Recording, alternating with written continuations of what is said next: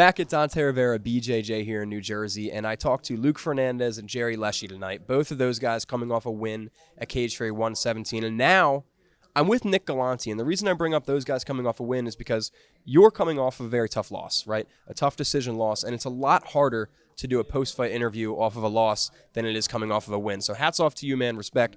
Thank you for joining me. And Nick, just to start off, I want to ask you about that loss, man. I was there. It was a close fight, a tough fight. We've talked since then, so rather than you tell me, why don't you tell everybody watching your thoughts on the fight? How did it go? How are you feeling? So it was just a short notice, quick replacement. I'll never shy away from competition. I'm always going to try and fight the best guys. Credit to him, he was 6-0. Obviously, whenever you lose, it's a really shitty feeling. But at some point, like I learned throughout life, like it doesn't always go as planned. I didn't get touched. I didn't get injured. So all I can really do is now I can't forget about the night, but I have to learn to forgive myself and move on, move forward, and just get better from there. And you're all healthy? Everything's okay there? Yeah, I think the stat was one significant strike landed on me, which I don't think I even got hit, honestly. It still looked pretty.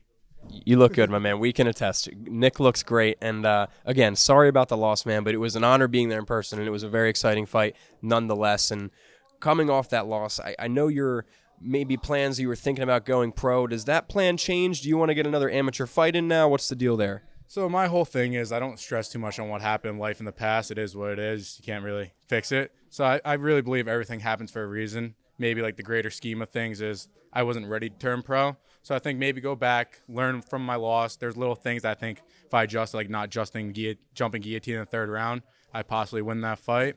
So I just want to move forward, take another few amateur fights till like I feel Dante, not even me, when Dante and Ash say I'm ready to go, that's their word.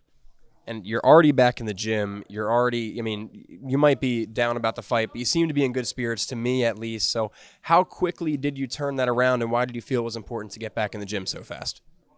So honestly, like obviously the day after, it feels like a dream. You're like, I can't believe I did that. Like I wish I could completely change this or that. But at some point, you gotta suck it up. Like there's no going back.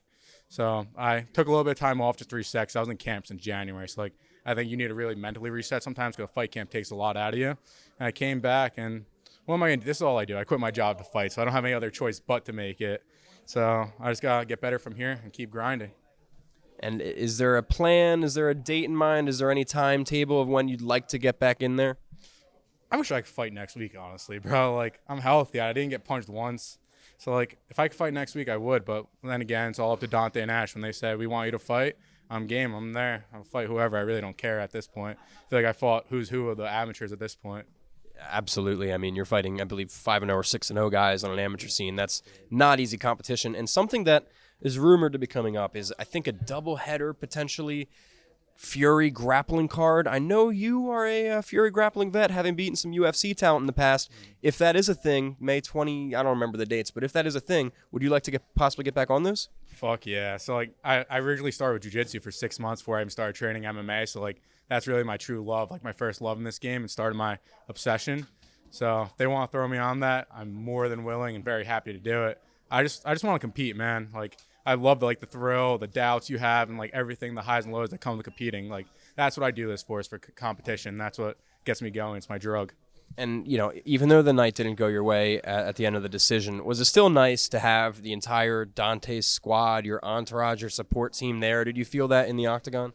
Yeah, so like for me, like I really like I told you the other time, like it really starts like I'm saying I'm gonna do this, and like now I just have like I step in the cage alone, but I have an army behind me that supports me. So like I appreciate all the sponsors, all my friends and family that support me, my teammates getting me ready, my coaches doing stuff for free. Like I understand like what it takes. Like I might get the credit or I might get blamed or whatever, but like there's a whole team that goes into it.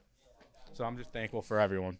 And I know Dante's the one that calls the shots. I know coaches are the bosses, but if it were up to you, what does the rest of 2023 look like? Ideally, how many more times would you like to fight? And if you do one more time and get a win, is it then pro time maybe before the end of the year? Honestly, like my whole career, I've only been fighting 2 or 3 times a year. And like I kind of want to step that up and get more into it. 'Cause like I feel like when you like fight like once or twice a year, that night becomes the biggest night of the year. So like it's like you put a lot of pressure on yourself. It's like I just like to scrap, man. It's like I really like win, lose, draw. Like I like the adrenaline rush and the feeling of, like getting in that cage. So like I just want to stay active. If it's fighting or grappling, just stay good spirits, and perform. Awesome. Well, Nick, thank you so much, man. I really appreciate it. And again, don't hang your head. Bright future ahead of you. Everybody go follow Nick Galanti and make sure you follow his career, because don't worry about that last loss. Bright future ahead. Nick, thank you. Thank you, brother.